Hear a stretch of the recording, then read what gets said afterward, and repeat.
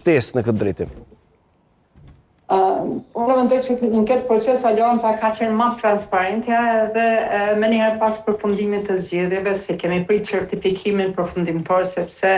votat janë ditë për secilin subjekt politik, ka qitë dhe ka parashtru kërkesat që i ka Aleanca për të qëndruar në sallë për zgjedhjen e presidentit. Në bazën e asajne që kemi deklaruar, edhe sot kryetari Gjini e ka pranuar ftesën, refuzoi të shkoj në takim me kushtin që të plotësohen kushtet e cilët i kemi parashtruar në raport me lëvizjet vendosje dhe me Albin Kurtin. Domethënë këto janë kushtet e Aleancës dhe ne kërkojmë,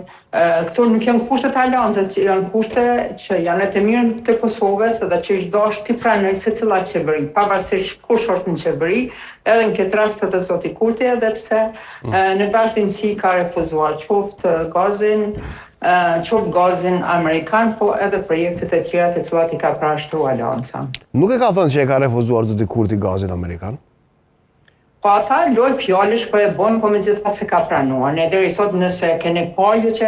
e ka pranuar, ma thoni dhe unë do e trokes këtë veprim, po nuk e ka pranuar. Ju e keni po se sa po luajnë këta me loj fjallash, jo shtrejt, jo kaq do të kish kushtuar, po me gjithat ju e keni po dhe deklarimin e zyrtarëve amerikan që ka kërkuar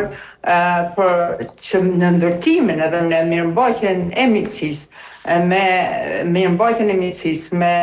Amerikën kërkohet që të pranohet gazi amerikan. Zona Kadria, është e vërtetë që nuk i ka thënë as po, këtu keni të drejtë, por nuk i ka thënë as jo, por në kuadër të kësaj ndoshta më mirë kishte me qenë shembull, unë po e bëj një pyetje